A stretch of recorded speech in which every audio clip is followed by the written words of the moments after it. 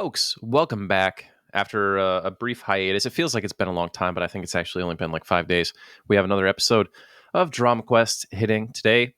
We are talking about the Everquest Emulator project as a whole, and we are joined by Secrets.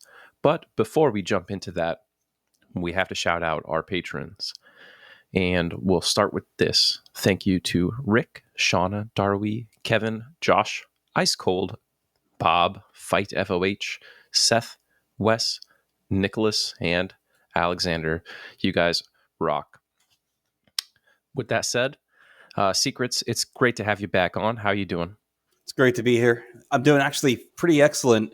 It's been a bit since the Project Quarm episode and, kind of general emulator. Kind of wanted me back on from what I've heard for more of the emulator history. So here I am.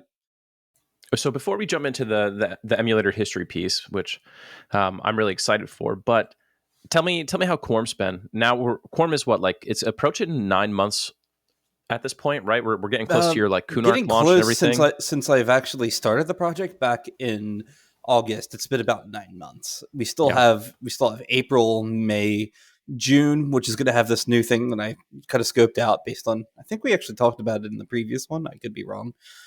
There's going to be an early access for Kunark. There's a new add-on, which is really cool, which is called Zeal. And Zeal is a community member. We open source everything in Project Quarm. So one of the cool things that we've added there is a community member who has basically fixed the camera. There was always major problems with the camera on Quarm, if you remember. I think you played there for a bit. You kind of remember that problem. Oh, yeah. I remember, but to be honest, Secrets, I always thought that everyone was really overblowing the camera issue. Maybe, everyone's computer is a little bit different and everything. For me, it was never that bad. And I ended up just playing in first person most of the time because I had been conditioned to do it from like TAKP and a Stone UI anyway. So I barely noticed any issues. Yeah. Beyond that, they have things like they just added spell sets to this add-on. I've just been closely working with them to make sure that anything goes in kind of hits the scope of our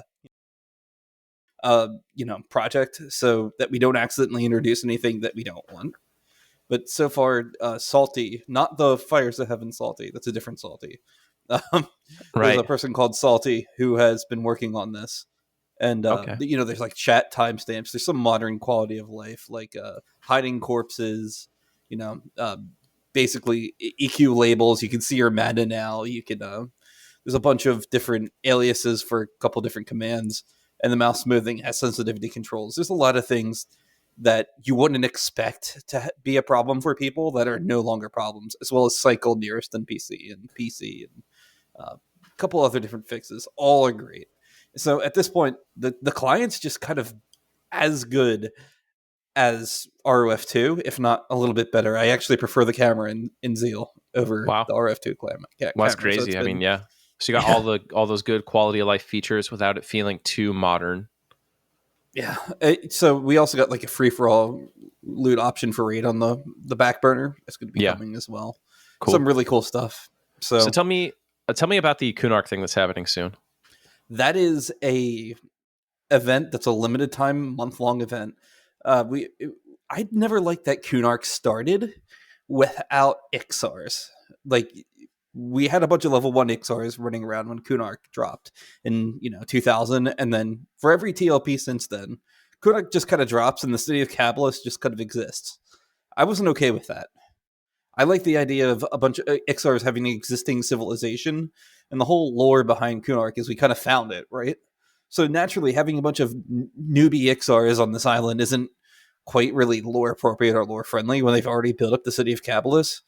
So they should be like a powerful force already. Yeah, so this kind of lets them establish there's going to be a level cap of 50. The Ixars are going to be Kunark locked for this duration, meaning that no one that's not an Ixar can enter Kunark, and Ixars can't leave Kunark. It's going to lead to some very interesting gameplay where Ixars are, stuck to their island and no one can interact with them. This will let people get early access to Kunark, and it'll let people experience Ixar in kind of like a unique tribalistic sort of way, and also let people, level their monks and whatever else they want, necromancers ahead of time, which is really cool. So I have so many questions about this already. Like, can let's say I'm like a hardcore poop soccer and I level a monk to 50. Can I basically complete my VP key sans the track tooth? Yep. Probably. If Okay. you wanted to, and like corners and get everything done, because I'm going to try and by the time this launches in June, I don't think we'll actually have everything done for the VP key shortening. But now that you're mentioning it, I think it would actually be really cool if we could just unlock those. The epic pieces will still be gated that are currently set to be gated. There's some that might slip through the cracks. I'm not worried about that. It's a month. So if people end up with their epic pieces ahead of time from Kunark, I'm not worried about it. They can do what they want. If they end up finding something that, goes through the cracks, I'm not going to remove it. I'm kind of keeping whatever irrigating there as irrigated. That means you can still get your legacy items ahead of time too. If you really want to poop sock and get your Circlet of Shadows a month in advance, sure, why not? I think there's going to be some restrictions, like we're not letting people in the Cebalus. There's a couple other, Chardock probably no. We're not Okay. letting people into like higher end zones. I think K-Sora and Droga is probably the most they're going to be able to see. But What about that's most Carnors? Carners, no. Okay. There is a reason for that, and it's mainly due to Veneral Sathir. I want people to be able to read that, and obviously, there's going to be a Gornair out there roaming about. Carners has a lot of high ticket items that I would classify in the same vein as, uh, you know, Cebalus or Charduck, even though it's a lower level zone. They're very farmable items. I was considering it, but due to Veneral Sathir's inclusion, I don't know. I'll think about it more, but I'm leaning towards no. Well, that was going to be my next question is like, let's say I amass like 300 Zerglings and I want to take a shot at Severus in Emerald Jungle. Can I kill him? What happens? Yeah, if you can actually end up killing Severus, I mean, we remember back on Agnor and Faceless, we tried, and for every TLP since then, we've tried to math out the Trachanon kill at 50, right? So It's this kind of lets that people level do that. 51 track kill is tough. Yeah, it's probably impossible in Era, admittedly. So Well, there's I shouldn't so close to a TLP launch. I shouldn't yeah, let's talk not about talk it. about that too. Close Okay. to a TLP launch, There you is a way. don't want to leak your strats. So Right. It's don't not do that. something a Jedi would tell you. If you got strats, don't leak them on your own podcast. Let your guests do that. And for people who are listening to this and are no doubt like mostly emulator players, when we talk about Trachanon on TLP servers, they have mitigation on the mighty. He hits for like triple the normal damage or double. He's just way harder. I'm not going to recall all the I'd specifics, but argue he's that tough. because of the way AC was changed on live, and we'll get into this with the MU stuff too, because of the way Trachanon is changed on live and how stats in general and AC and how that all of that works on live. I'd argue that Trachanon in Era is extremely harder to compare to mitigation of the mighty Trachanon. You think so? Just due to the disparity in stats.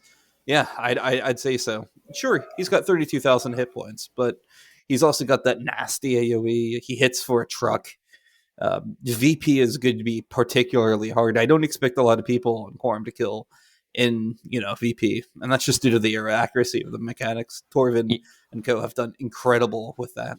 Well, like mitigation of the mighty almost doubles his swing damage, and it pretty much doubles his spell damage. So his life tap procs in are Seeds of Destruction, they actually rebalanced the base hit points, mana, and endurance for all characters. Additionally, there has been a number of tweaks upwards on base spell values from about 2006 to 2013, as well as people getting spells earlier. So, in terms of Trachanon being harder or easier, much easier on TLP, I even with that adjustment. I'd have to say, I just have to disagree. Like I know for a fact the Trachanon fight is going to be longer on a TLP than it is on like P99. Yeah, and he can one round a tank. I also don't know if if he P99 procs has. Right. Yeah, I have no idea if P99 actually has Trachanon right. A lot of their mechanics are kind of made up. I remember we'll get into this when we get to the MU stuff, but I remember talking with Rogan, and he was just trying to tweak values to try and make it feel like it was. And it's not actually. It wasn't until Torfin really parsed everything that he was actually able to provide that to the greater community. And I think that's the power of open source. P99 has the right stats now, and yeah, so it's kind of, there's so much collaboration, and we can get into this as we talk into more about the emulator. Well, we'll circle back maybe offline about our argument about tracking on, but We'll but see. We'll see. Yeah. yeah. So talk to me. I want to know EQ emulator as it exists now. When did it start? What year, roughly? The current emulator, God, how long was this? The emulator itself, probably about. I'm gonna get the date wrong because I actually was literally a fucking child back then. Sorry, pardon my French, but I was a child back then, and I, growing up, I remember 2003 as being the EQMU birth date. Image is probably going to see this interview later and say, "Secrets, you got so much shit wrong," and I'm going to agree because I can't remember half the shit from this era. Scorpius 2K, there was KMRA, there was Rated X itself when Rogan ran it. There was a lot of early EQ emulator stuff. If you go back in the patch notes, I think the earliest patch date that we have for EQ emulator in our like changelog is from 8/10/2003. There Okay, was a bunch so of sorry, go ahead. that would have been before Lost Dungeons of Norath, just as a point of Correct. perspective, like still Correct. in the depths of Pop and Legacy of Yakesha. Correct. Some of the earliest EQ emulators releases before everything was functional, like probably dates about EQClassic's client, which would put you at Lucklin era, which but at the very end, right before Planes of Power. So this would be like 2002, but before Planes of Power, which Planes of Power launched on what date? Do you happen to remember off the top of your head? Because yeah, October 29th. So we're Yeah, looking at like mid 2002 for really when the emulator started to get in game and playable. There were a lot of different experimentations before this. They had Eternal Quest, they had Hacker's Quest, which actually we'll get into this a little bit more too. But those three projects, there were three of them. I wasn't around for most of that. Admittedly, I was a child and I was just poking my head around in a bit.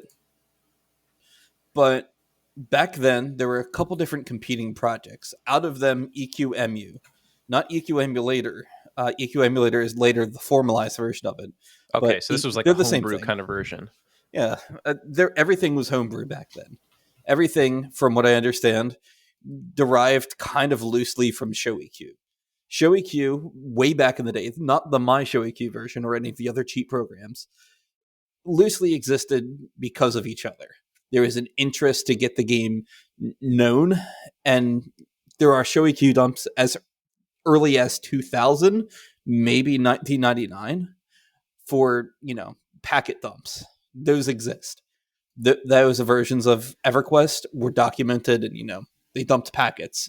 Yeah, I And feel like from I the, remember back in like Velius and Lucklin era, people talking about there was like a version of EverQuest you could spin up basically by yourself and explore all the zones with no yep, mobs. yep, that's pretty much what EverQuest emulator was. We didn't have a lot of the early back then. The early thing beyond getting in a zone and seeing the geometry. Famously, actually, Solar of EQ Emulator and Image of EQ Emulator got a cease and desist from Sony for leaking the Planes of Power assets ahead of their release. They would put them on the beta patcher, which was accessible to the public, mind you.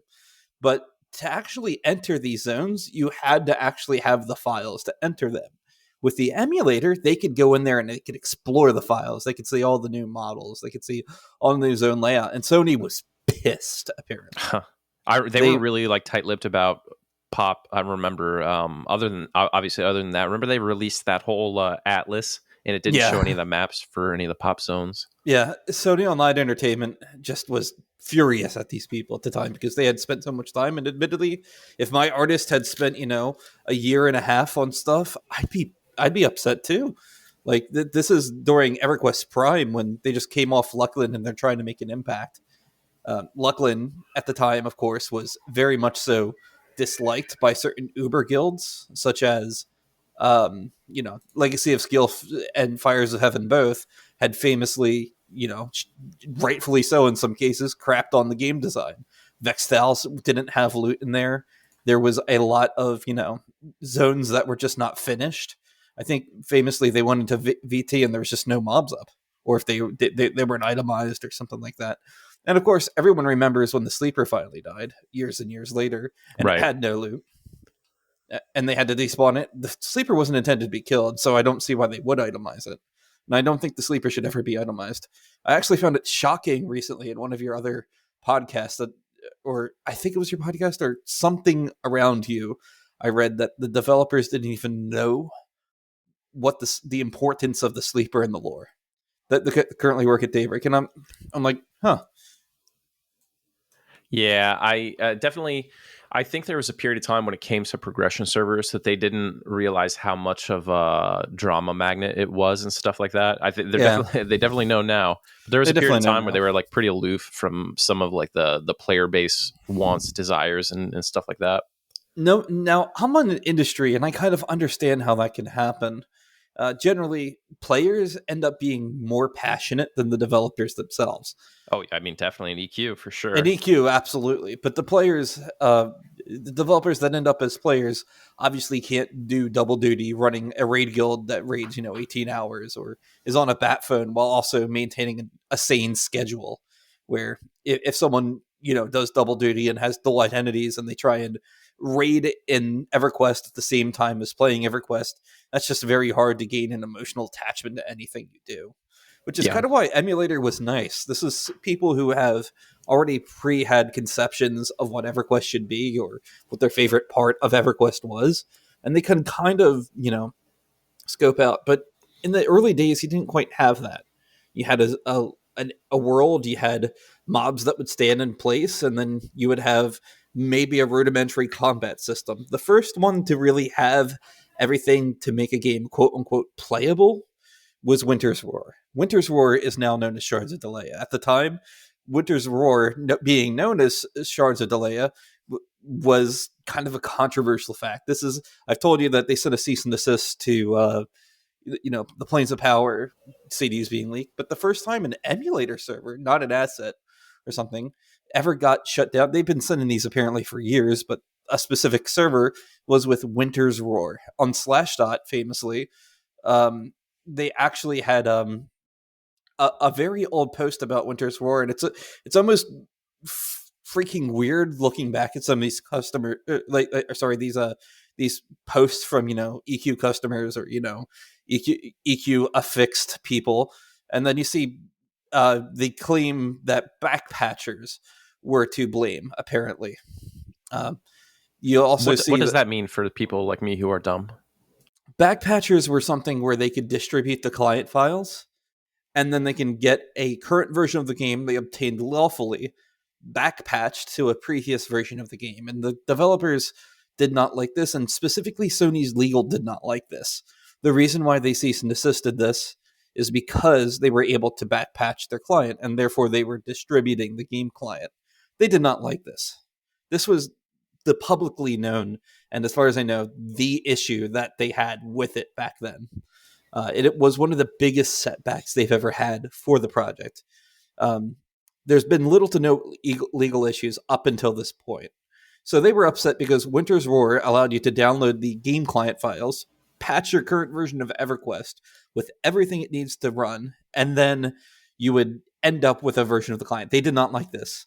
And in fact, this thematic perspective of distributing copyrighted content came up later in the game's in the emulator's life cycle, and we'll get to that later. Do you know what year it was roughly when Winter's Roar was a big thing?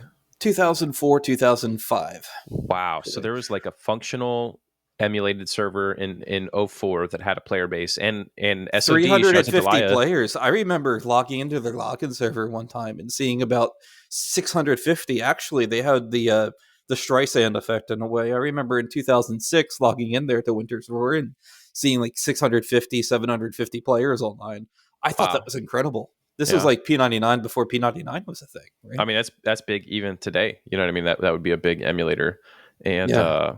yeah, I mean, all the way back then it's crazy, especially crazy because Shards of Dalaya still exists, right? Yeah, they granted not with 600 people, but they still exist. It's still a labor of love as it was back then. Do they have their own client, their own launcher now, or are they on the emulator They're on the list? mainline emulator list. I actually was the one that was helping them get back on the mainline emulator. I helped facilitate that communication between the, at the time, admin Waldaf. Wiz was long gone from the project, but Wiz was an incredible person to talk to the few times I've had a chance to talk to him. Waldaf and Jumbers were the two that were the administrative and development staff at the time. Can And you these can you walk us through like some of the big admins from the early days? Like, you know, y'all know Rogan, right? yep. Yeah, so Rogan ran the login server after a person called Dude Man did. And Dude Man was this, login server administrator. He had already moved on to World of Warcraft by the time I met him. He would hang in a IRC chat room with a bunch of his friends, and me and Elia, actually, of Chainbreaker, we would pester Rogan to pester Dude Man, who would, we're trying to say, hey, Rogan, can you get the access to Dude Man? And Rogan would be like, yeah, sure. Eventually, after probably about 6 months of bugging, this is 2007. So this is the two people that I remember. There are other players like Hoagie. I never met Hoagie. There are people like Wes, who I actually was introduced to a couple of years back. Wes, went on to have his own industry career. A lot of the people that worked on the emulator have IT or game careers ever since the emulator started on. Famously, there was an employee hired by Sony Online Entertainment that we used the packet that created the packet collector and cracked their encryption for EverQuest for Show EQ. They hired him on the spot. Like this person was incredibly smart. The Still good old is. days. Yeah. So they were like, yeah, something people will not hear about John Smedley is anything positive, it seems, if the internet's to believe. But John Smedley was the earliest advocate for Everquest Emulator. That's And surprising. It's really surprising. John Smedley had gone over there and just said every time something legal would go to his desk and they would actually act on it beyond a cease and desist, he'd say, why the hell are we suing these guys? Metaphorically, he'd be like, no, don't do this. These are our fans. These are the people that actually care about our game. And that's the story I've heard. That sounds pretty And cool. And not only that, John Smedley was huge into user created content. And even as far back as Star Wars Galaxies was a huge proponent of, what Raph Koster and friends did there. So John Smedley was actually our biggest advocate. John Smedley is the reason the Project 1999 deal ended up happening. I think Rogan actually ended up meeting him at SOE Live or one of the other fanfares over the years, and they kept in touch through that, which is actually why I'm very excited to see this PAX East event kind of, continuing on that tradition of people, meeting them in person, kind of putting a human thing to people. One thing I'll remember that Rogan told me that I'll never forget: people are different people in person than they are online. It is hard to describe emotion through text. If you meet someone in person, they are completely different people than what they pretend to be online. And Well, yeah. EverQuest and I mean, SOE Live and Fanfare was apparently very crucial for this. And that's how, John Smedley, eventually said, hey, let's make a deal with these people. Let's go here. They seem to be doing everything lawfully. The only thing they can't get is official support. We don't want to keep sending them cease and desist. Pen this to them. And that's how the Project 99 agreement kind of went. They went back and forth. One of their stipulations, from what I remember, is that they can't distribute the Titanium client. This is also why on Project Quarm I'm not distributing the client. And this is why, on Titanium version of EverQuest is not being distributed by Project 1999. And right. They why, can't to this use the name day, EverQuest, right? they can't use the name EverQuest. They can't distribute binaries, or surprisingly, they did say that certain things like external libraries that change functionality, such as P99's dsetup DLL, which that's actually a really cool way, and we can get into that in a little bit for client modification. That was really cool to me to just be able to hear about this and then, just see what's going on behind this, hear about what's going on behind the scenes, and then seeing the end result. I still, at times, when people are in job interviews with me, I say, did you know that I used to be involved in game emulation? And I said, I remember that a project I was a part of got permission from the official people who own the IP to run. And I cite this because it's very interesting. This had never really happened. You might have heard recently, City of Heroes actually got permission, Homecoming, to run their fan-based server with a license to run the Yeah. game. Yeah, I heard that. So that means they have the distribution rights, they have everything. Project 1999 doesn't have that, but I still think that Project 1999 was an instrumental player in making sure things like this could happen with the video game. So, with video games in general, I mean, City of Heroes, I never had anticipated. I'd love to see more companies be open to this, because I think preservation of your history is important. And it's weirder for EverQuest because the game's not dead, but to a lot of its fans, it feels like it is. Yeah, Does that I make think sense? people are they definitely misunderstand it. Like EverQuest is kind of booming right now. It is.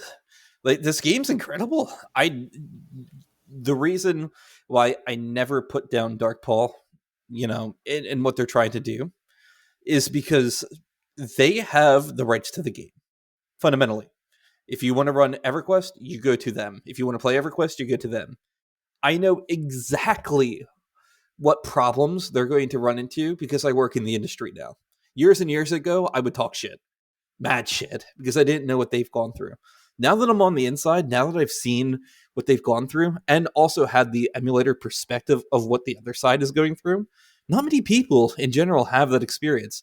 And I can tell you right now that the EverQuest team is in a situation where if they don't sell Chrono, if they don't sell microtransactions, their EBITDA or whatever it's called, their revenue is going to drop below profitable status. It's a necessary evil to have that, even though the players don't want it.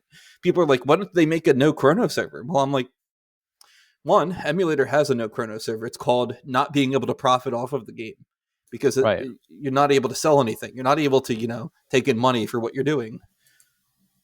That is a no chrono server. And if you're basically telling Daybreak or Darkpaw, don't make money off this game. I don't want you to make money off, and that's just not fair to them because they're a for-profit company owned by a massive media conglomerate. I mean, 18/7.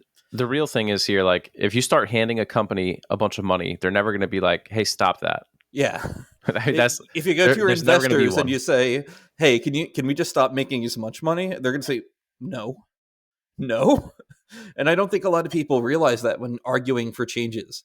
Game companies are in your best interest, but they also need to support themselves. If you look at the salaries right now for Dark Paul games, they're not industry standard salaries. Anyone can make more money going anywhere else. You really have to like the game to work there. And that's partially because of how much money they can bring in. And if you're a company, with like 40 or 100 employees, you're going to have to pay them, well over 50,000 per person. And when you start realizing how much money the game brings in, you can't start shoving 40 to 60 person teams. You got to start shoving, 10 to 20 person teams towards these kind of companies. And people are asking me on Quarm, and I'm like, Quarm exists for my fantasy, for what I want for the game. If I actually want to play EverQuest, I'll go on EQ Live. I'll go on a TLP. I plan on playing the 25th TLP for this reason, because I want to support the people that are still working on the game, because I know the plight they're going through. Yeah, I mean, it's like Team 4 Star for Dragon Ball Z Abridged, right? Please Please support the support official the release. official creator, who RIP, by the way. Yeah, by the way, yeah, rest in peace, Akira Toriyama. That's like he's up there with Brad McQuaid for shaping my childhood. Quite literally, yes. So, So when we're looking at Shards and Winter's Roar, and then like in 2010 ish, that's when P99 Blue comes out, right? yep, about So 2010. Yep. what happens in like the 5 year gap there? Were there any other big emulator servers that came out? What was going on in the world before P99 Blue? I think there was a couple different things, namely two major players I can think of off the top of my head. There might be a few more, but I think VZTZ is possibly the first one I can ever think of. This was Daxum's project, not the 4.0, where if you search it right now, you're not going to get the same thing. Valen Talenzek, this is about 2009 or so. I believe, I think it was 2000. It's like all that era is a blur to me. But Valental and Zek basically had one of the before there was P99, there was a it was about 2008 or something like that. There was a concerted effort to make a PvP server because the Zek server on live was just not great. I mean, People basically didn't after pop, PvP after becomes pop, almost yeah. non-functional, right? Like So you people have had too many to. safe zones.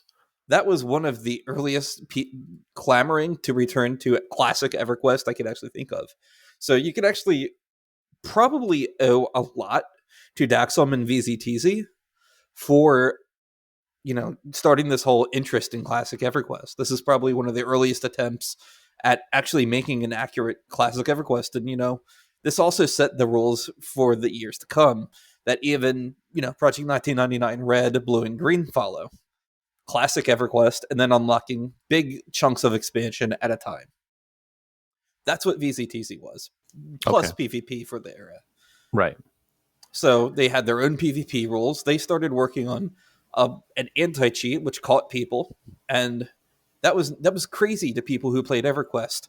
After just dealing with the Omens of War hackers, or there was that period of time in EverQuest where cheating was just simply out of control, where people were warping, they were ghost killing, they were no delay killing Overlord Madame Marem. There's this whole period of time where a game with an anti-cheat, that sounded really cool. A PvP game with an anti-cheat? What's that? And then everyone started, instead going to play this thing. Because even if they didn't like PvP, it was the only classic experience they had. And VZTZ shut down in 2009. So they were up and running for 2 years at this point. And then there's a small advertisement post from a person who wants to make a classic emulator. This blew up. EQClassic, as far as I remember, was one of the secondary efforts after VZTZ. And, this was kind of I'm going to speak very little about this because my memory's fogged and there's a bit of I forgot a lot of this. There was an EverQuest Classic database project at the same time as this trilogy client. People wanted to go back. People wanted to, go back to the days when they just had EverQuest in its first 2 expansions. They knew the word Light leading the project at that point? No, actually, this is Dark Prince and Spotter, who later had. We'll get to that. Okay. These 2 people were trying to make something happen. There were so many minor contributors during that time. I can't even begin to think of all of them. I think we had, Wizzle, who's, currently working on, Project Lantern. We had NeoRab, we had Kibanu, we had Kafrubrin, Pine to Pain, and eventually later worked on it was Yelite. And Yelite was a person who was extremely talented, extremely smart.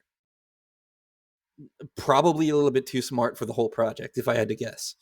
Because the rest of the project started feeling like, Yelite was doing too much. And he was carrying the entire project at a certain point. NeoRab and Kibanu and Kufrubrin did their weight. They pulled their weight. Tezadar, Pine to Pan also pulled their weight. Wizzle pulled his weight.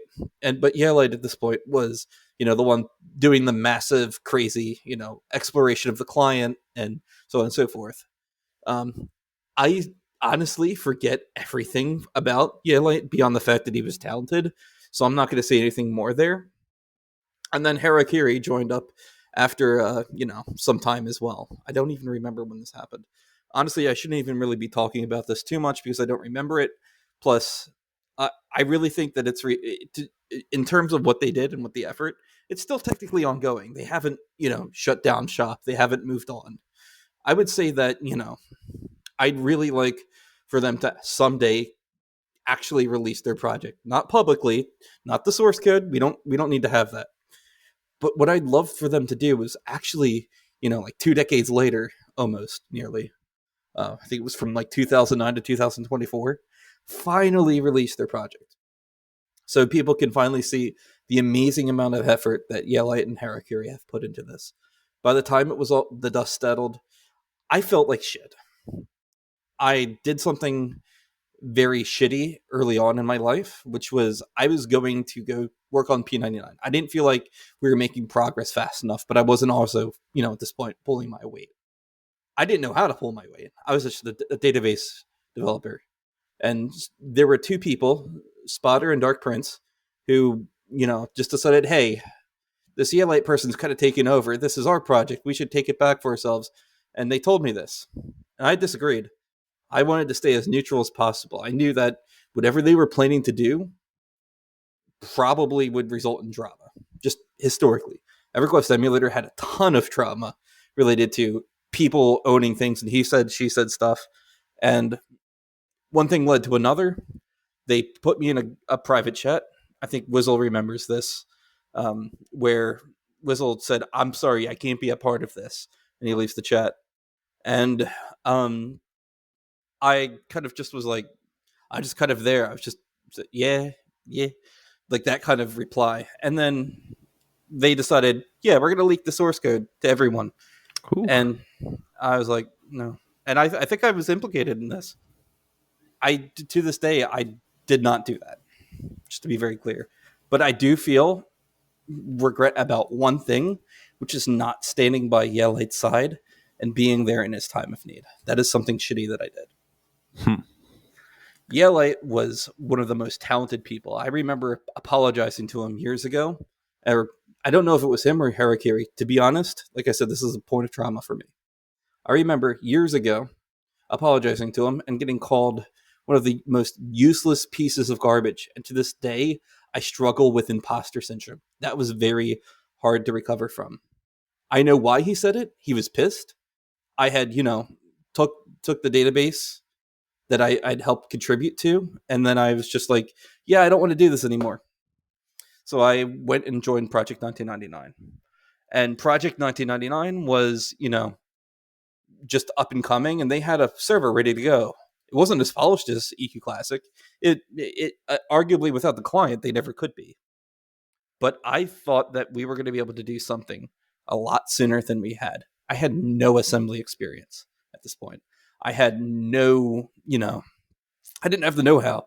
And I tried to pretend like I knew more than I did. I still don't. This is what led to this imposter syndrome problem within my brain. And to this day in industry, I'm 9 years a software engineer in the games industry, right? I still haven't shaken what I heard back from them because I fucked up. This is something that I hated that I did, and I had to live with the consequences of it. Now, I'm at this point was like an 18, 19, 20-year-old autistic person. I didn't handle rejection well, let alone drama where people are actively, saying that I'm a piece of shit. And admittedly, maybe I was, because that moment in my life really hurt to see the things said about me that were true. That was the part that hurt. So I didn't know as much as Harakiri. I didn't know much as Light. Didn't know all the stuff. So have you ever made up with those guys ever since? I don't think there's any way for me to. Like, once a bridge is burned like that, I don't think I'll ever be able to repair it. Because I could have just stayed with EQClassic. Being as experienced as I was, this is my hindsight looking back on it. And I would have been able to do so much more for that project had I stayed there and learned. They were clearly talented.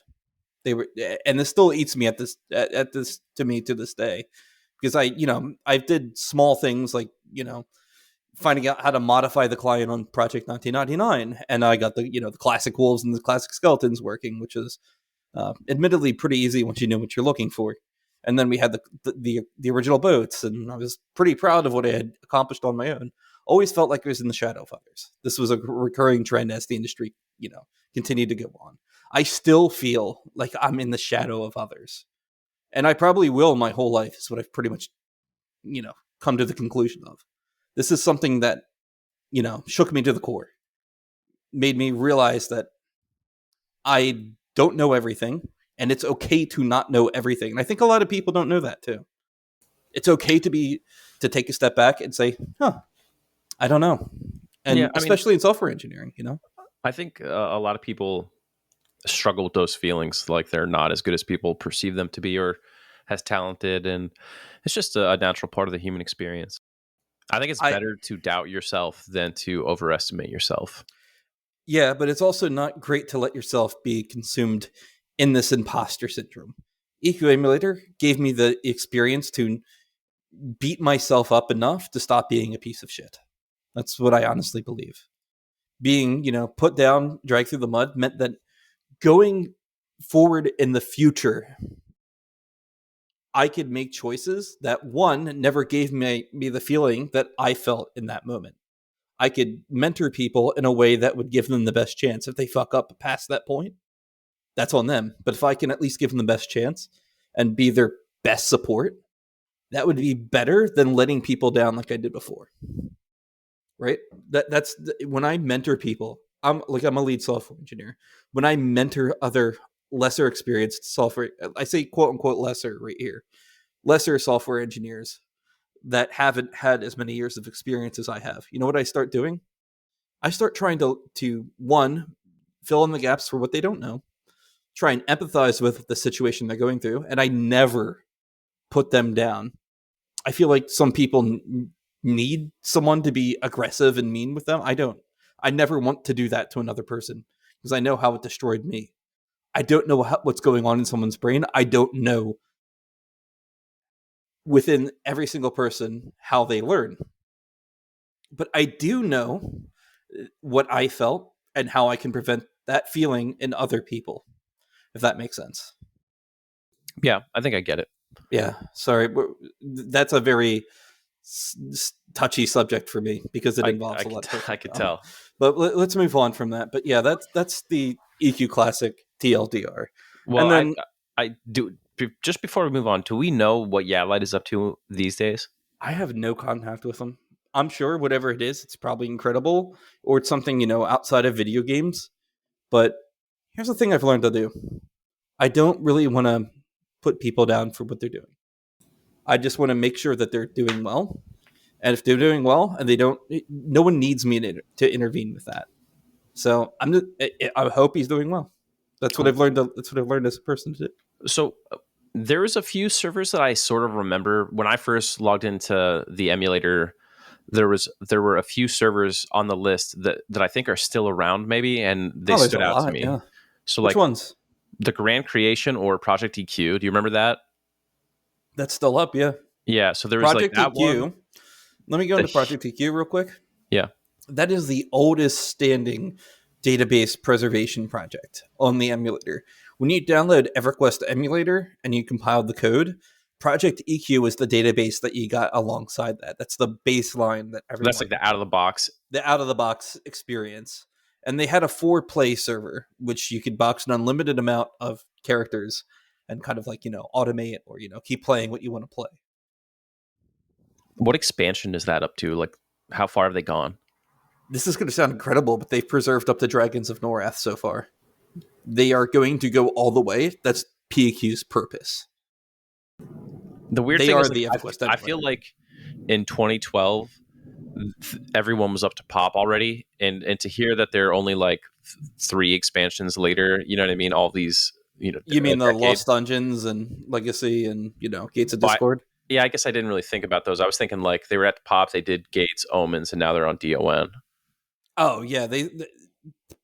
Just like how players eventually wanted them rolled in on TLP servers, players wanted them rolled into the same experience. Because they were mostly feature set expansions, getting Legacy of Yakesha up to date didn't take an insane amount of time versus, say, getting the entire Spirit Shroud system working or, getting shared missions working or group missions or something like that in some of the later like DON expansions and such. Those are incredibly complex systems that are needlessly complex from the networking side. But those are things that, because they're an EverQuest emulator, you need to emulate. And of Right. course, developers picked and choose some later features like, just bigger bags or, stackable items at higher quantity and so on and so forth. Just things Right. that would complement the experience that even custom servers can end up using. Yeah. Now I also remember the Easy server. Easy server is a very big That gives me great feels. But I played also, on that for like a month, and it was fun. But you just kind of blitz through the thing very fast, right? so easy stands for extended zones. There are the person who made it, Hunter, passed away many years ago at this point, and Hunter wanted to actually, make a server where he liked the idea, and he had a friend that worked at DigiPen over in at that college, or not worked, but graduated from DigiPen and was a game designer. And this friend, Basher, had what told give him some advice, and Hunter took it on himself to say, "Hey, I'm going to call this the easy server because people are going to see easy and think, wow, this will be easy to get in here. This will get easy. It's just going to be very easy." And then it was never easy. Once you started to get to the higher end tier, like the tier content, Hunter made tier 1, and people loved it. They were boxing multiple characters. One thing to point out is that a lot of these custom servers allow boxing. The reason why they allow boxing is because all these servers want you to run your own little army. In fact, a lot of them allow MacroQuest explicitly. If you're ever on live and you're getting sick of getting your characters banned for farming or whatever, try Project Lazarus or Easy or one of the other, boxing allowed servers that allow MacroQuest. Because a lot of them, as long as you're not warping, allow, uh, the, Red Guides plugins and everything that makes automation trivial. And the reason why they do this is because they needed a home after a lot of the people got banned on EQ Live. So all the people that, were stuck, getting banned and so on and so forth on live had a place they could play without being persecuted for just simply boxing. And this drove people to go to these servers. And to this day, Easy Server is a testament of how that actually worked. Like that was solid. So Hunter passed away. Hunter and I were pretty close. I would talk to him on call. I would. He knew my mom. Like that's how close we were. I'm pretty sure. That We talk about how he would grief online in video games, and he tried to kill off the Easy server at one point because he got sick of running it. So he figured the best way to do this to get people to quit would be to make the most impossible content, which ended up being tier 2 if you ever played the server. And to make this impossible content, he'd hope everyone would quit.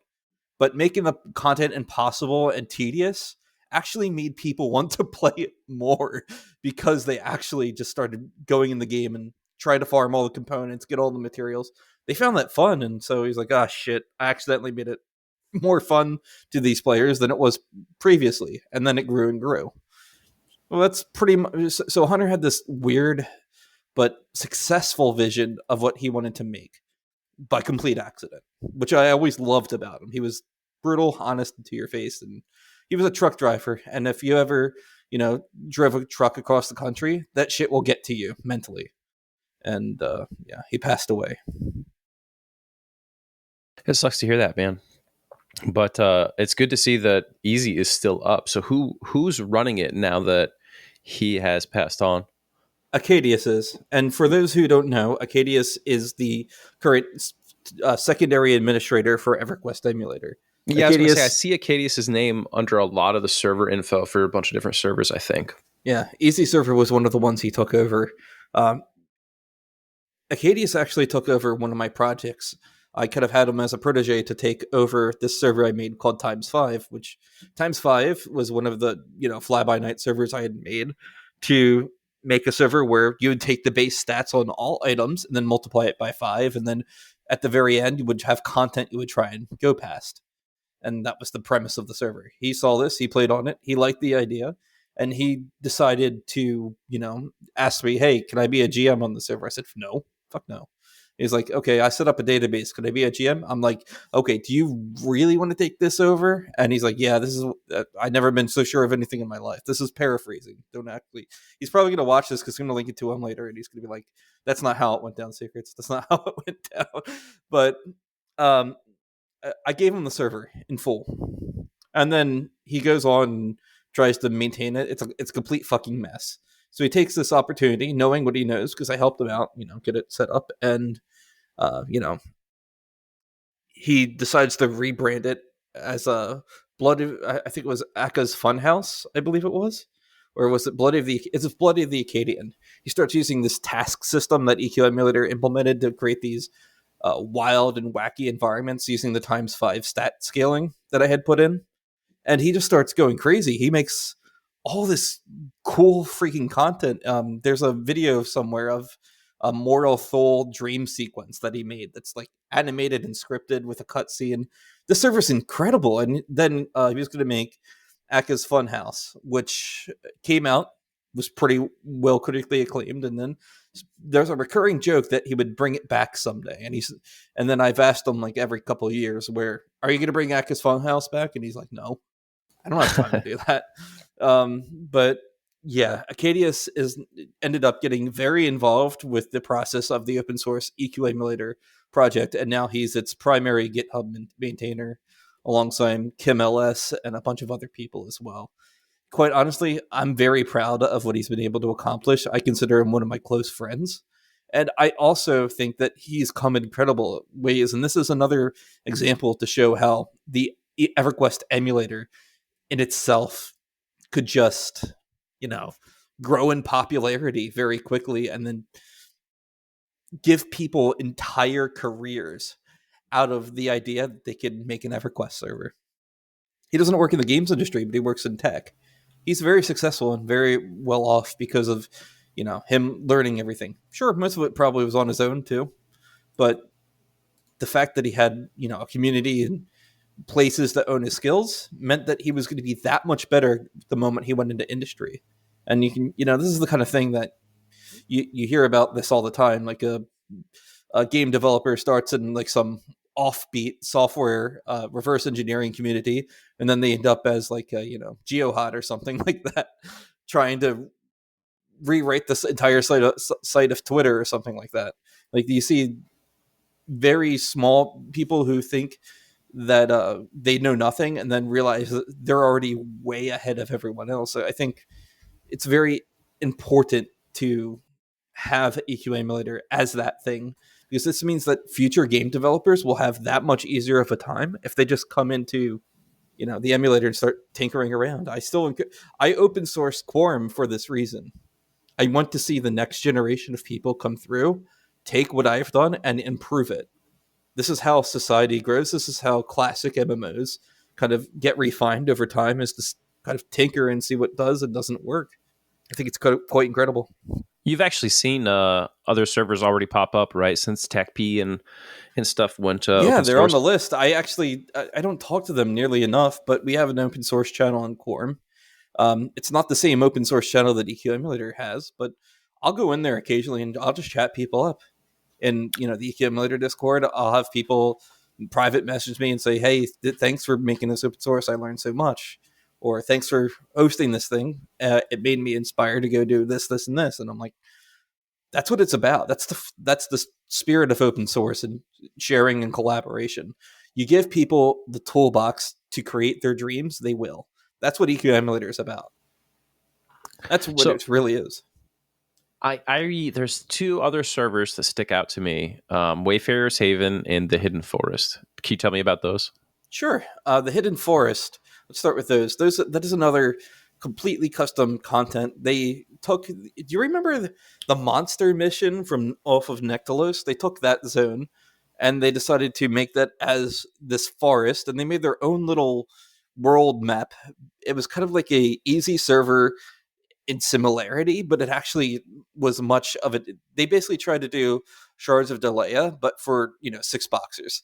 Actually, was pretty wild. Actually, what they've put together. I was very impressed. I don't remember too many details, but they had different progression paths. They had different people working on it. Chaos Slayer had made his own solo progression path separate to the main progression path with boxing, but that's a boxing slash fun, it's a fun server. It's a quality custom server. And the fact that you can even do things like that on the emulator is incredible. The other one you said, Wayfarer's Haven, that is formerly known as Project 2002. That was the TAKP that was the feud TAKP server. fork. Yeah, that was. Now, should we get into TAKP a bit? Yeah. Let's talk about the history of TAKP. Okay, so the Alcabra project was actually fairly interesting as a project. In 2000, God, what was this? 2012 or so, there was an EQMac Windows hack that I posted on, I believe it was Fires of Heaven years ago. Do you remember this when this first came out? Yes, yes. So the EQMac Windows hack had come out and allowed basically, I thought that client was the way to play EverQuest. That It was let a like the server. IB guys from P99 Blue go Yeah, over they all to went over there. TAKP and create some problems, right? They came over to actual Alcaber, the official Sony server. The problem Oh, is, I that's didn't right. understand how this worked financially at the time. I was just a piece of crap child who was just like, I want to play this. I want everyone to be able to play this with no regard to the fact that they just made the EQ Max server free. Who was that one guy who was like really he seemed mentally ill and just dedicated like 6 months to griefing other guilds after their Was guild that folded? Elron or was it someone else like No, Holy Forge? I don't remember. no. Elron was just like the friendly, The harmless server guy who was troll, always in yeah. spamming But general there was chat. one that actually kept warping in there. Yeah, Yeah, he would all like that actually happened. warp into Time on a level 1 somehow and train guilds. This is where I first met Hobart Todd Schmidt Yeah. in the game. As I told him, I found a way to no delay. You remember what the no delay hack did, right? Yeah, basically ghost kill. I told him, hey, I found a way to no delay. Can you come check this out? I was sending the brewing packet as a skill type for an ability activation. And this allowed me to punch something instantly and repeatedly without cooldown, because brewing didn't have a cooldown. The brewing, quote unquote, type of attack. And I reached out to him. I said, hey, can you fix this? Here's the message that you need to patch. And if you can just fix this and just let me know when it's fixed, I can retest it. They said, here, can you show me? And I just, took this cleric with one of those fancy hammers, and I just instantly machine gunned down an NPC that was in front of me. And he was like, whoa, okay, yeah, I got to fix this. So he fixed it, and I asked him, so did you get it fixed? And he's like, yep. Come to Kino's Catacombs, and you can go try it out there. And I'm like, yep, it's fixed. So we had some limited interaction back and forth. I asked him, like, hey, did you fix all these other ones? And I pointed out to the list of things that we found on Emulator that people exploited, like the merchant packet for Lost Dungeons of Norath, and there's a bunch of other things. And I'm like, oh wait, Lost Dungeons of Norath doesn't exist in this client. But there was like the sell rate for items was in the packet way back when. So you could sell an item to a merchant and specify how much money you wanted from it. There were things like this that were just littered in the game client. And because we were emulating this on the emulator, we also implemented the same bugs. There was famously a case of someone. Do you remember Crystallos and the gear that dropped from it? Yep. There was a case where people were able to summon Crystallos gear from the Eldon merchant by specifying the item ID you wanted to summon, which is kind of ridiculous, but this also worked on the emulator. So we patched it on the emulator. Apparently the same person told me they had tried it on EQ Live and they were going to go on a rampage with all exploits, and then once you fix them, they're just fixed. So they're empty threats beyond that point. But it was interesting that someone was able to take an exploit on EQ Live and also do it on the emulator. Yeah, Right? yeah. So I'm surprised because I figured since it was like a Mac server, a lot of the same stuff wouldn't work. So a lot of the same stuff did work because fundamentally it was a Windows server behind the background. While they'd made tweaks or compatibility, the only thing that was done to get it to work on a Mac was to have it work on the translation going in and out of a little Indian, big Indian, network message going in and out of because the PowerPC Macs of the time did some different translation compared to the Intel Macs at the time, or Intel processors in general. So you had to convert back and forth between this, and this is handled on the client. So me and my infinite knowledge of wisdom decided, what happens if I point this thing to the server? And I said, the login server, because this was running an old version of Everquest. Surely they couldn't have, opened up a login server and that's how it worked. Because I looked on the EQ Mac and it had the binary had a hard coded IP address and a hard coded host name and it had a hard coded port. Surely they didn't, put I couldn't just put my old client from around the same era because all of the network messages were similar, and surely this wouldn't just let me in. So I type in my station username and password. Sure enough, it lets me in, and I'm like, oh, can I log in? Yep, it lets me log in. I had to, spoof the checksum for the executable, but once I did that, I was in. I could actually play EverQuest in a time capsule, and I thought this was the coolest thing ever. And And like at this time, the Wrath Council still hadn't been beaten. Like 10 years yep, later, right? yep. This is actually after the Wrath Council got beaten because Todd Schmidt was active at this time and tweaking. He actually backported Legacy of Acacia content, which would have fixed the planes. They had a bunch of different problems around that era because John Smedley said, and this is another reason why I love John Smedley. Hey Todd, can you come back here and kind of fix up the server? We have a bunch of our old customers, and Todd just did this on his spare time, right? Todd would go over to Todd, aka Hobart, would come over to the server and just maintain it because he had the kindness of his heart to do this. And I found that was to be very fucking cool. So naturally, in my infinite of unknowingness at this point, I had caused what was a generous gift from John Smedley to the community to become a customer support nightmare. With everyone from P99 coming over, people were starting to hack. Now, people on Mac also already were hacking, right? Like they were already, like, they had Zamiel who had his own version of MacroQuest for Mac, basically some homebrew engineered thing. But this allowed people to do it easy because Windows is just an insecure platform in general. So before too long, people were getting trained by level ones in the plane of time. People couldn't, escape this, and then they decided we're going to pull the plug. And then John Smedley comes in here and says, well, no, wait, let's not pull the plug just yet. Why he did this, I don't know. But he said, let's not pull the plug. Let's make it free to play. Why? I don't know. He knew of the customer support issues at the time. I think he believed that this could be salvaged in some way. So he made it free. So we had an extra year to gather everything after the initial sunset. But we do know that they were going to sunset soon. So right. You know it's coming back eventually. It's going to come back eventually. We might have stayed the execution, but it's coming back. Now, when those P99 players came over to the Alcabor server, it was super disruptive to the community. And I imagine... Oh, they hated them. Yeah, they hated the P99 players. The increased number of petitions and customer support issues is probably what got them in the scope of being deleted in the first place, right? Because they're like, suddenly the server, which had previously been quiet and free, was costing them resources. Yeah, and that was kind of intense for them, really.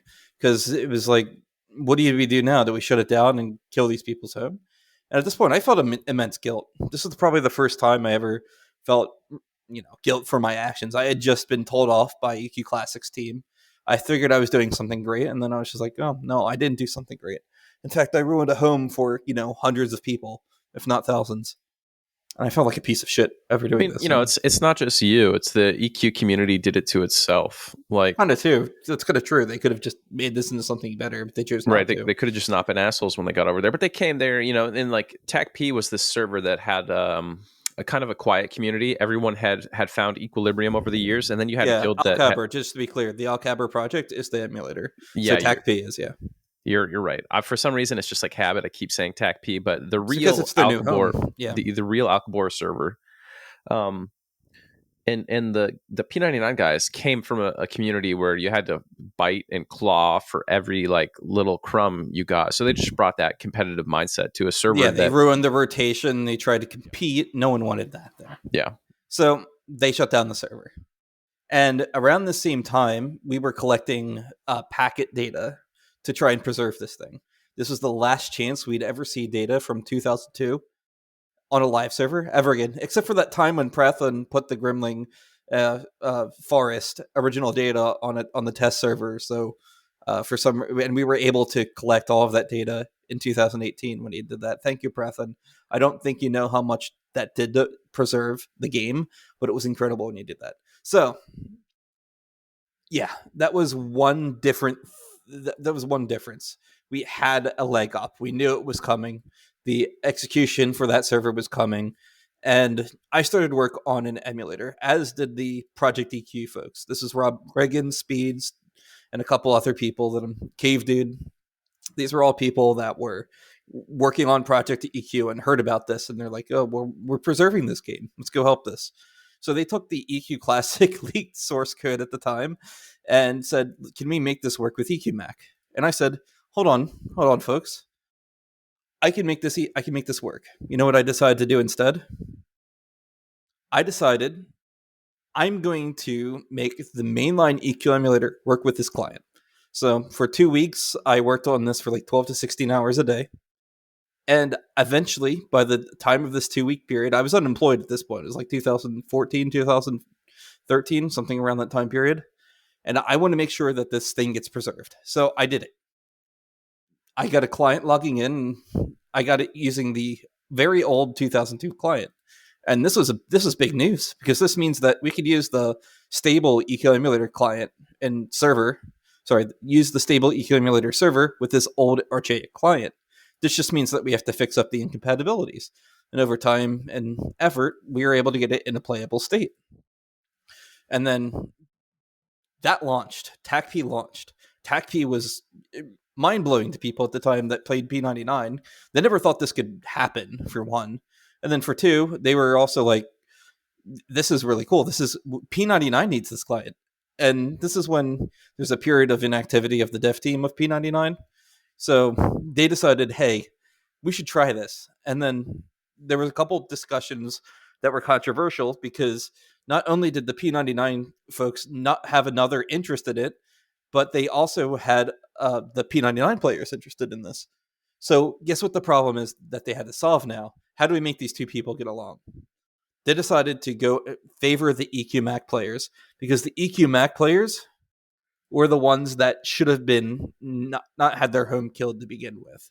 So the EQMac MU team, aka TAC Project, was formed, and they set specific restrictions on the game client to get people to not play from P99. It was a boxing enabled server. You could 3-box. You could use the mouse, but not with the mouse wheel. I later made a mouse wheel hack that you saw in Quarm and so on and so forth, which was actually just taken from a public repository of cheats. But yeah, there was a lot of different nuances between that. But EQMac players had their home back.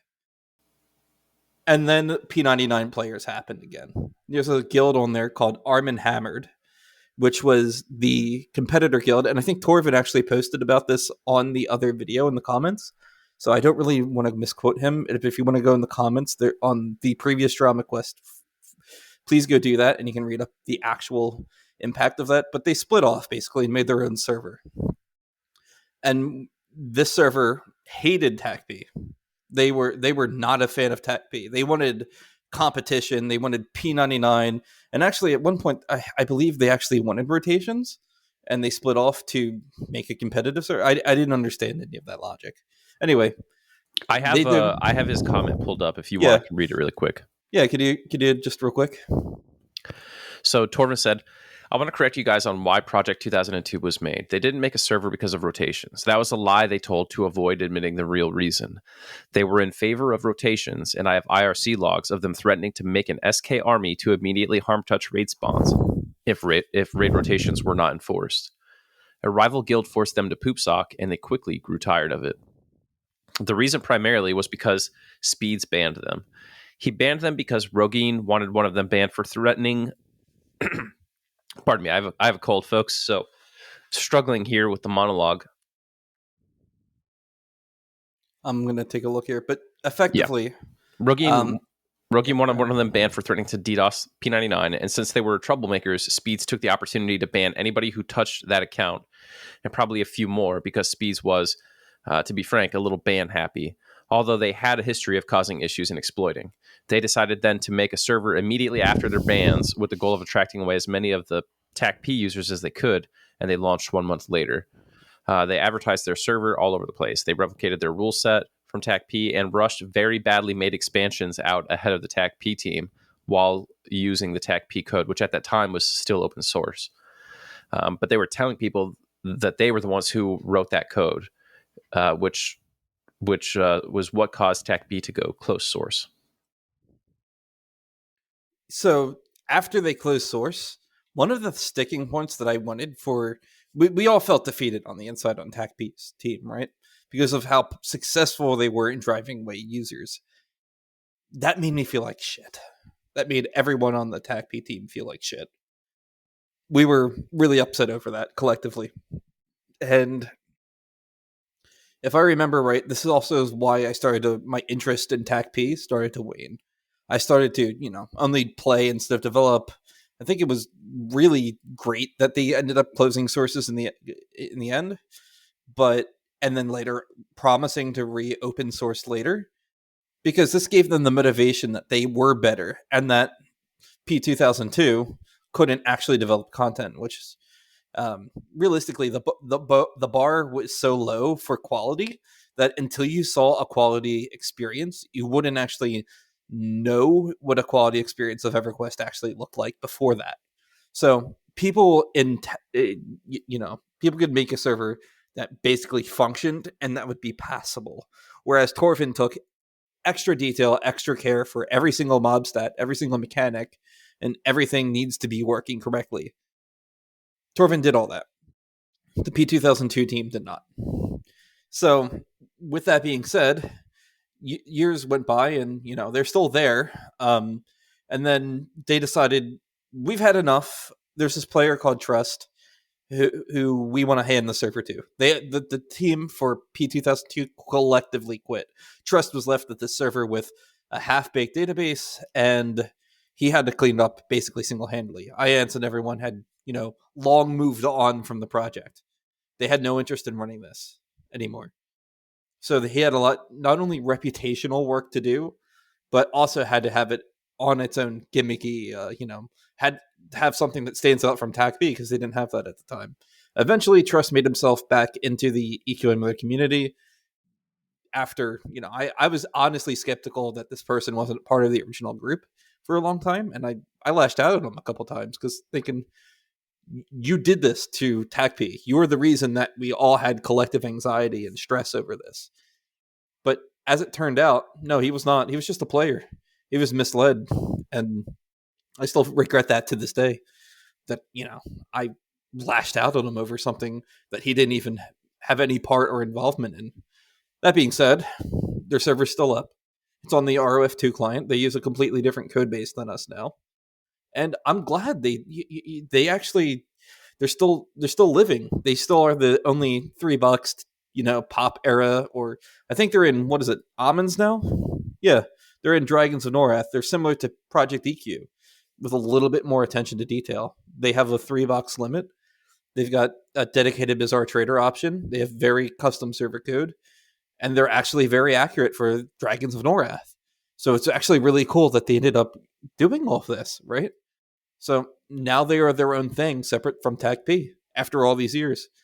And they don't even have to really reference any of the original code. TAKP now exists as its own thing. And because TAKP was able to reopen source, and I took the opportunity to do what P2002 would have done, but correctly. When I made Quarm, I said to myself, how do I avoid pissing people off? Because that seems like to be, when you make something using someone else's collective work, even if you had contributed to it before, you might run afoul of pissing its player base off or anything else in between, to the point where the people there would lose their home, or people would want to, move away from it. When I made Quarm, I wanted to make sure that I didn't do that. So I included them in the process of making Quarm. Yeah, I think that was a good move. But I mean, people have to understand that when you make something open source, that's just part of the playbook. That's something that you run the risk of. Someone might take your hard work and make a small twist or something on it and make a better product. I make that into the DNA of Quarm. Instead of freaking out when someone does it, if someone makes a better Quarm, I'm going to embrace it. I'd shut down Quarm and funnel everyone over there if someone had a better idea than me in a heartbeat. I think the only time it would be a problem is like if you took their open source code and then made your server closed source. Yeah. I want people to be able, even if they do, as long as they're not in direct competition, I don't think it would be a problem. And even then, I wouldn't really have a say anyway if it's closed source, right? After EQClassic had been closed source for, over a decade now, I'd love if they could open back up, but I also know the pain of why you would close source. I was on both ends of that at this point. with TAKP having its code, basically it not stolen because it was open source, right? But, the name tarnished and dragged through the mud just because someone decided to do something with your work. I can totally understand why EQClassic did that years and years later. And personally, I'm glad that I would be glad if anyone took a TACP code base or my code base and then made something even better. I'm no longer about stifling innovation. I don't think I ever was, but some part of my brain that had pride in my work didn't allow me to accept that people can do things better. And now that I have that ability, I'd like to see what people do with Project Core. That's why I made it open source. It was kind of like a selfish desire in some way because I kept getting sick of remaking the same project, like classic Everquest, in so many different ways over and over. Now I have Project Quarm, and I can have people publicly contribute to that, which also takes off the burdens of me solely administrating a project. But also, this allows me to just have this preserved for all time in a way, right? If something were to happen to me, like I were to die, I would have measures in place that the anonymous benefactor that hosts our server right now could find a new person in our dev team to continue it going, and nothing would be lost even if the database was lost, because now you have someone that can spin up a new one and start right off where I left off. I mean, you look at right now with Nintendo and Yuzu, right? Yeah, I They saw they just shut down that emulator, right? That was Yuzu's open source. You're gonna have a Hydra situation there, and if you do take them down, right. You sure, can't shut it down, I would, really. I would, I would shut down in a heartbeat if Daybreak or Darkball asked me to. To be very clear, the reason why I don't think they will and why I haven't been asked yet is because they know the Hydra situation, and that doing that would be a detriment to their greater community. Those people that want the game to be a certain way would come back into the fold of the official game, and those people would, just like they did to EQ Mac, cause disruptive behaviors. Not because they're terrible people or anything. It's because they were upset that you just took their characters they dedicated months and years into. That's why I think these player-made agreements with the actual IP owners are beneficial for players. It allows people to not have to pay anyone, but make the experience that they want. And I think that this is going to sound controversial, but I actually really like the Roblox model. I just don't like the people who make Roblox. But the revenue share that you get for making a Roblox game is in line with any other user-created content in the market. Steam will take 20%, right? Roblox, if you own the room and you make the content, they only take 30%. Roblox does. If you just make the room, they take 30%. If you own the product, they take, what was it, like 50%? Something like that. So there's actually incentive for you to keep making content. I imagine a very distant future where we can make classic MMOs inside of like a Roblox style environment. I think stuff like that and making sure that people can make their own fantasy worlds is crucial for the genre to continue to evolve. I'm surprised no one has really done that. I mean, Raf Coster has the writing on the wall for, quote unquote metaverse stuff. I hate the term metaverse, just to be very clear. Yeah, yeah. Let's not get into how much I hate that fucking term. But there is something to be said about using something like EQ Emulator or even the game itself as a framework to preserve the best experiences. And I think Daybreak or Darkpaw in the future should look into that as a way to get more value extraction out of their games. Imagine an EverQuest server instead of a TLP being a new server that a player spins up and then can make content for. Now, they tried this with the, make your own dungeon thing in EQ2, but that was too small scope. I'm saying like an actual scripting system, a server you could host on your own, and so on and so forth. So long as they get revenue, what do they care, right? And I mean, the emulator has been respectful for years. If Daybreak or Darkball said, "Hey, I want to make this, user-created content thing where people can make their own EverQuest experiences," I think the emulator would be like, "That's really cool. This is what we've been trying to tell you for years. How do we help?" People would be on board for that. That would be the ultimate bridge gap equalizer for EverQuest and the EverQuest emulator communities. That would be so cool. I'm just going to end this really with that because I think that's something that Dark Pulse should consider, given the success of the Roblox business model, and financially and monetization wise, it would make sense to charge for access or individual purchases of these worlds, so on and so forth. And I also think that their player studio was a great example of how this can be done. Now, Well, you've got the opportunity to make the case in person coming up pretty soon. I do, and I'm looking forward to just talking to them in person. Now, I know the technical hurdles that come with that, but I think that it would be worth looking into, especially as your game ages and your developers are losing steam, and the game itself is going to age out.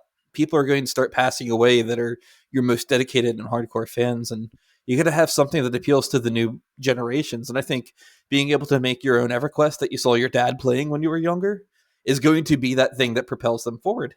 They just need to, commit to it, which is not an easy ask. Imagine if people could use the 64-bit client without, having to go around and go into dark alleys and ask people for a copy of the code or a copy of the scripting systems or a copy of the database. They didn't have to do that. They could just go to Daybreak and say, we're not going to give you any of the content, but here's a engine in which you can make your game. I think that's where the emulator should be headed. And if not the emulator, Dark Ball should do that. I think that'd be fantastic. But yeah, I guess that's on them to really do that.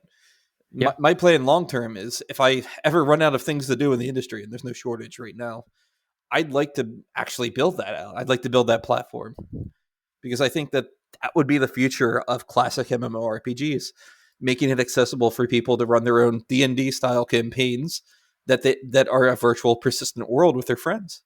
And if maybe you had the enough greater money friends. to that you didn't have to work at all, right? How long would it take you to build that? By myself? Yeah. Or, decades. With the right team, I'd imagine.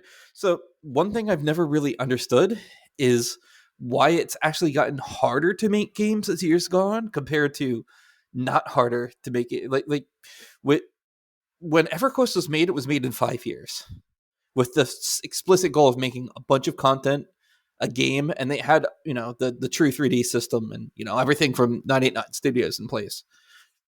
We should have been able to do that quicker as technology improved, not longer. Pantheon's taken a decade to come out. And I love what they're doing there. But it's taken a decade. That's taken twice the length that EverQuest did to come out. And it's not even in pre-alpha yet. It's barely a game there. I know you've been streaming it lately, and I don't think you can really comment on that. But in my opinion, they could have done that. They should have been able to do that in 2.5 years, 3, 4. I mean, look at Monsters and Memories. Pantheon is in an alpha state right now. And I mean, it's fun, and there's enough content to do like 1 through 20 plus maybe a little bit more now. Yeah. But really, I think right now they're at a point where they are pushing to develop content, specifically just content. Like the systems they should by this point. Yeah. I'm glad they finally got their tech stack figured out. It was frustrating from the outside as a person who was coming into the games industry and then realizing how many pitfalls we've had because of Unity, because of Unreal. This should have been easier. Right. That's so weird. So that's what I'm looking at. Is like Unity just wasn't built for what they're trying to do. You know what I mean? So they had to do a lot with that.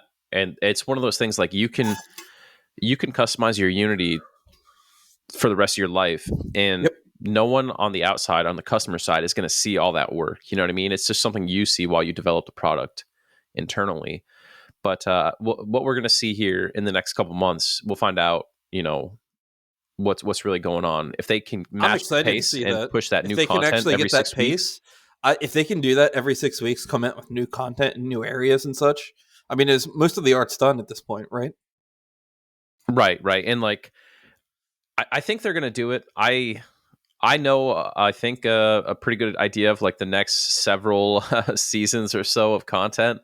I'm very excited to see all that. Just as someone who doesn't want classic, I love what Embers Adrift is doing. I love what Pantheon's doing. I love what Monsters and Memories. People shouldn't be looking at these projects and thinking, I hope they fail. They should be looking at, why did they fail? How could I help them not fail? Right. That's the approach people have to take. I still think disappointing that Pantheon is behind. I also think that, the death of their lead visionary and the cycle in, cycle out of their dev team has also kind of impacted development. from my perspective, at least dealing with industry and knowing how this stuff works, I think they've really only had about 2 or 3 actual years of development where they had a team in place and a direction. So they're starting to actually feel their Wheaties. Their team's, progressing with the content. I would almost place 2021 as when they finally got their shit together. They were stalling for a while. I've been watching the interview, not stalling, but they've been stumbling for a bit.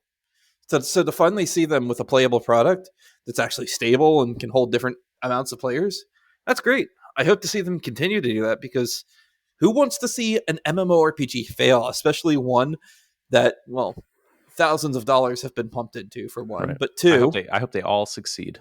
like, how can you look at a video game and say, I want this to fail? Like, how do you do that? Even with EQ Live, how do you go on there and say, I want these people to fail? I can't.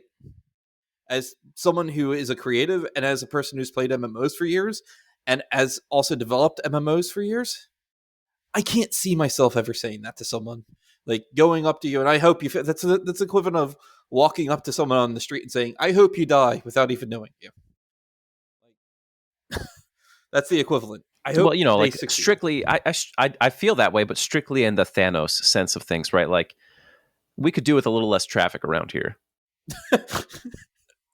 Oh, I feel like every person who has ever watched the Marvel series and is stuck in DramaQuest or Rogan at this point. Jeez. Right. If you're stuck in traffic and you have seen the end game and whatever else. Yeah, I've seen Infinity it. And then we can do like half of these projects. Yeah, I kind of feel the same, but at the same time, I don't want people to lose their jobs in a time of economic turbulence with 2 international geopolitical wars going on. And, right. There's so many things that affect people's livelihood right now. I hope everyone just kind of succeeds. But, I really do. Secrets, as we start to wrap this up here, I remember you mentioned you were going to play on the upcoming TLP. Yeah. What guild are you going to be in? I'm in your Discord. Wait, there's a faceless guild coming for the next TLP? Yeah, there's faceless 25th TLP. Oh, shit. I don't know what you're actually... did you decide a name for the guild yet? I do have a name in mind, but if I say it, someone will go steal Someone's gonna go take it. Yeah, don't. I got a video I can show you after this. It's a fun one. Actually, so I want to show you. DramaQuest. Let me ask you something. Yeah. Is Frank gonna unblock me someday? No. Damn. Yeah. Is he gonna be at the fan fest in PAX East? Definitely no. Okay. If I had to bet on which one of those things would happen first, unblock would definitely happen first. Oh, Jesus Christ! Yeah, I don't think you would want to see any of these people in person. I'm hoping to. I have no ill will hold against Frank at this point. Just to be clear, I think he's a fantastic contributor to the community, and I think that he's a person of legend at this point. So I just want more Frank, but I can't. Frank can't interact with me. So maybe one day, maybe we could bridge. Maybe one day we'll go out and have a non-alcoholic drink at the Winchester and wait for us. Are you going to that meeting? The meeting after the show in PAX? Yes, me and my partner I do not drink. I'm gonna have non-alcoholic drinks. They're on the menu. I looked. I don't drink, and my partner doesn't drink. We're both going to be there. I'll be walking the floor. We'll be there all 4 days. We got a hotel picked out and everything. I am going to be irresponsible, Secrets. I'm going to go there. I'm going to sit down and I'm going to say, I can imagine. Are you going to fight 3 Navy SEALs at the same time? No. Are there even going to be 3 Navy SEAls at PAX? Oh my goodness. I hope not. I doubt it.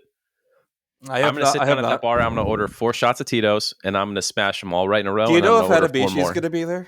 If who? No, I doubt it. He's in Thailand. Yeah. Damn. But I know there's going to be at least 10 faceless people are going to be there. My partner's coming there to be security at this point. So. Right. There's a lot of personalities in Everquest. How do I say it right? No, yeah. Honestly, I don't even know which members of the team are going to be the Darkpaw team. I imagine Jen might be. I don't know. I would hope so. I would hope she. I'd love to talk to her. We gotta get off this topic before we start ranting about 50 Fest. We will. $1,500 tickets. Yeah, I'm not paying that. They can invite me though if they want. Miss me with that. Yeah. All right, Secrets. It's been great having you on. Thank you so much. Thank you, Zaide. I appreciate it. And are we doing a part 3? You'll let me know, right? Yeah, we'll do something again. I'm sure we'll give it a couple months to cool down, and we'll find another topic for sure. Cool. Awesome. Thank you, Zaide. I'll talk to you later. Later, bro.